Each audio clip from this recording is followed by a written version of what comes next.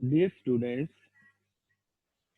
आपका उर्दू का पर्चा 100 नंबर का होता है।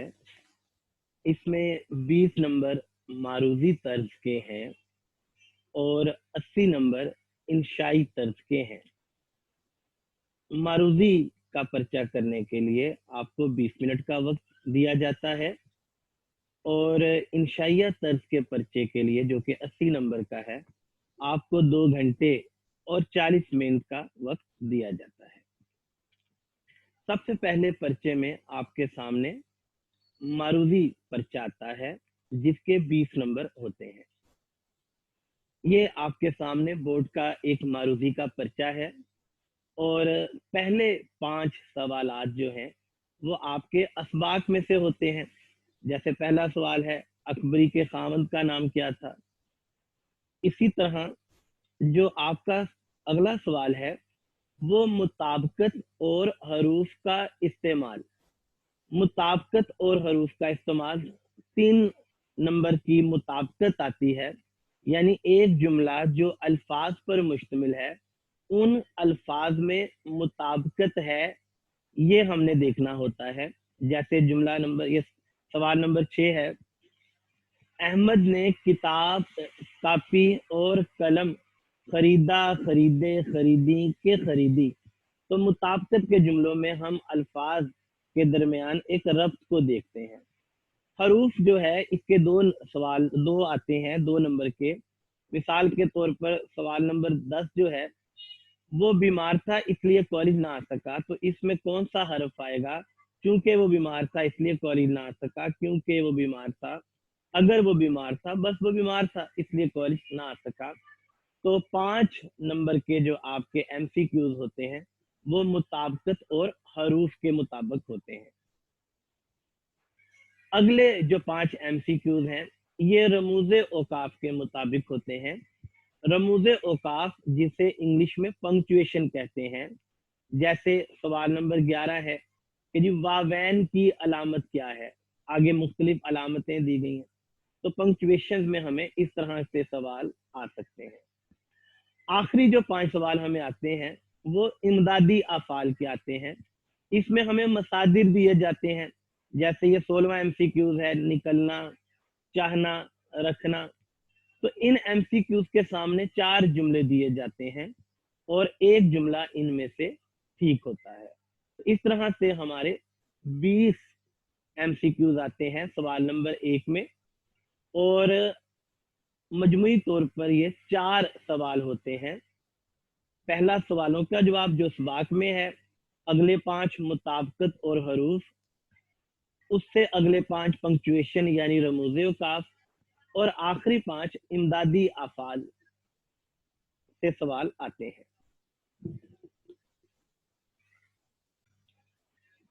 हिस्सा सबक में आपके 14 असबाक हैं। हिस्सा नज़म में आपकी 10 नज़में हैं और गज़लियात 12 हैं। सरमाया उर्दू ये आपकी टेक्स्ट बुक है। इसमें जो हिस्सा सबक है, अगर हम इंशाइया तर्ज की बात करते हैं तो हिस्सा सबक जो है ये 25 नंबर का आता है। इसमें जुज़ की तशरीह 15 नंबर की है और सबक का जो खुलासा है वो 10 नंबर का है। हिस्सा नज़म 15 नंबर का, जिसमें आशार की तशरीह 10 नंबर की और नज़म का जो खुलासा है वो 5 नंबर का। तो आपकी जो टेक्स्ट बुक है उसमें हिस्सा सबक 25 नंबर का, हिस्सा नज़म 15 नंबर का, यानी ये 40 नंबर हो गए। 10 नंबर की आपको गज़ल आती है। इस तरह से जो आपकी टेक्स्ट बुक है उसमें जो इंशाइया तर्ज है उससे हमें 50 नंबर का पर्चा आता है।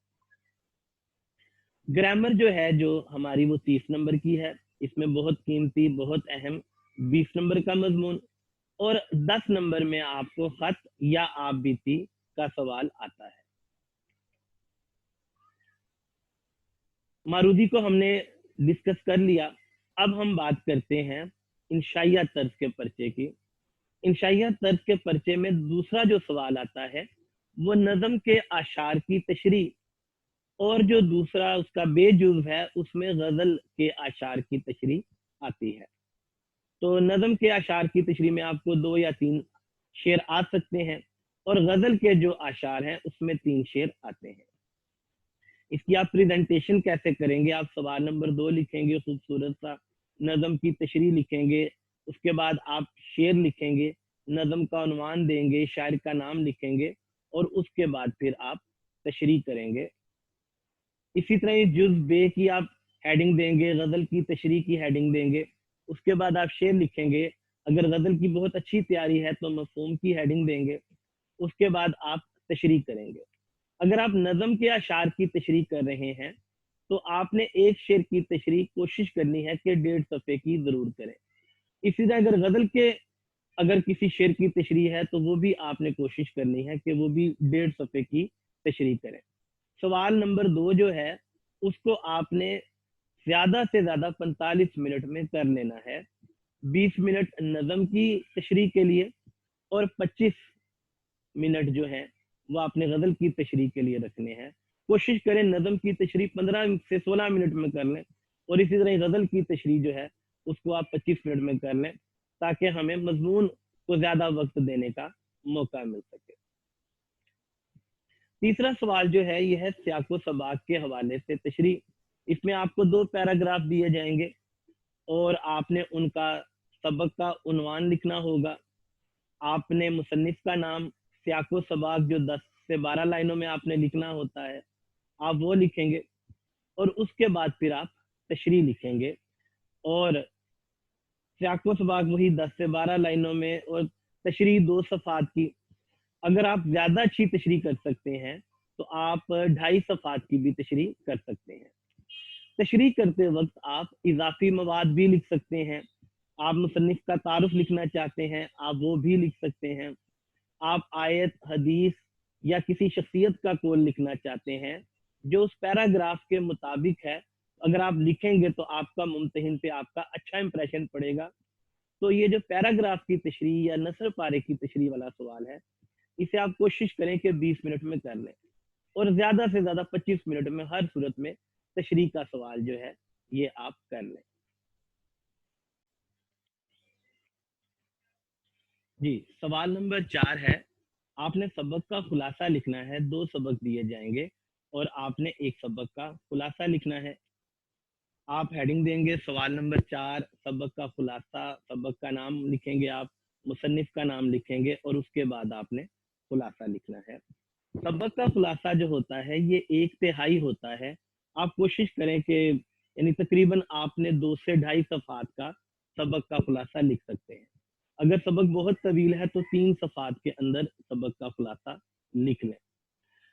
خلاصہ لکھتے وقت اضافی مواد بالکل شامل نہیں کیا جا سکتا، کسی قسم کے اشعار نہیں لکھے جا سکتے، کسی قسم کی کوٹیشن نہیں لکھی جا سکتی۔ جن الفاظ سے سبق شروع ہوتا ہے وہاں سے ہی خلاصہ شروع کرتے ہیں، اور جن الفاظ پہ سبق ختم ہوتا ہے انہی الفاظ پہ سبق کو ختم کر دیا جاتا ہے، اضافی بات کوئی بھی خلاصے میں نہیں لکھی جاتی۔ خلاصہ کرنے میں آپ نے 20 منٹ میں آپ نے خلاصہ لکھ دینا ہے، اور اگر نہیں لکھا جا رہا تو زیادہ سے زیادہ 25 منٹ میں آپ کوشش کریں کہ آپ سبق کا خلاصہ لکھ لیں۔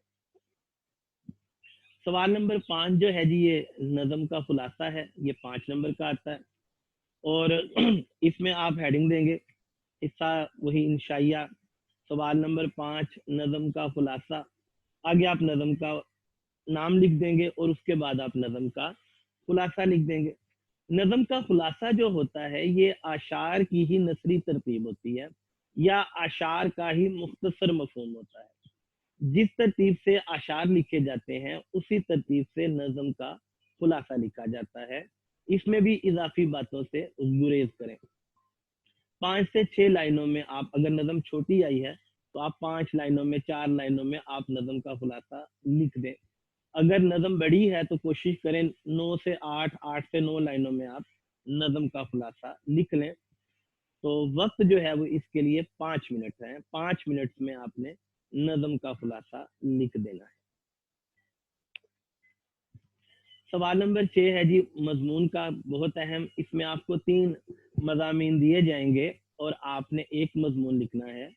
سوال نمبر 6 مضمون، مضمون میں بیٹا ہیڈنگز ہم نہیں دے سکتے، لیکن اگر آپ اس کا ایک خاکہ بنانا چاہتے ہیں تو آپ اس کو شروع میں لکھ سکتے ہیں، اور اس کے بعد پھر آپ مضمون کا نام، جیسے ہم نے محسن انسانیت، آپ پھر مضمون لکھ لیں گے۔ اور مضمون جو ہے آپ اس کو کیسے لکھیں گے، اس کی لینتھ کتنی ہونی چاہیے؟ عام طور پر ایک صفحے کے مضمون چیک کرنے والے 3 نمبر دیتے ہیں، تو کوشش کریں کم از کم 6 صفحات کا تو مضمون ضرور لکھیں، اور اگر آپ مزید لکھ سکتے ہیں 8 یا 9 صفحات تک مضمون آپ لکھیں۔ یہ آپ کی سپیڈ پر ڈیپینڈ کرتا ہے، آپ زیادہ سے زیادہ صفحات لکھیں تاکہ آپ کے زیادہ سے زیادہ مضمون میں نمبر آئیں۔ اور سوال نمبر 7 آخری سوال ہے، اس میں خط یا آپ بیتی آ سکتی ہے، لیکن یہ طالب علم کے لیے اس کی چوائس نہیں ہوتی، یہ پیپر بنانے والے کے لیے اس کی چوائس ہے۔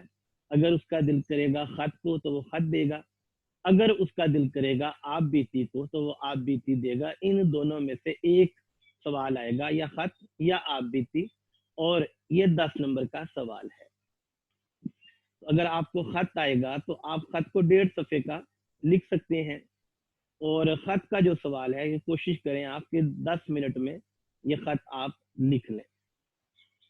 1.5 صفحے کا خط آپ لکھ سکتے ہیں اور 10 منٹ میں آپ خط لکھ لیں۔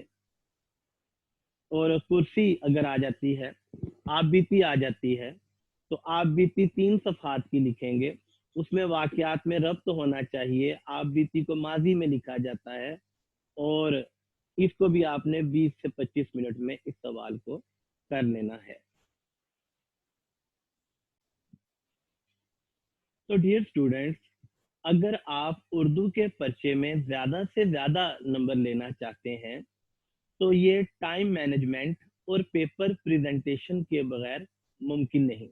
شروع سے ہی اپنے قلم کی رفتار تیز رکھیں، اور انشاءاللہ اگر آپ ٹائم مینجمنٹ اور پیپر پریزنٹیشن کا خیال کریں گے تو آپ اردو میں زیادہ سے زیادہ نمبر لے سکتے ہیں۔ شکریہ۔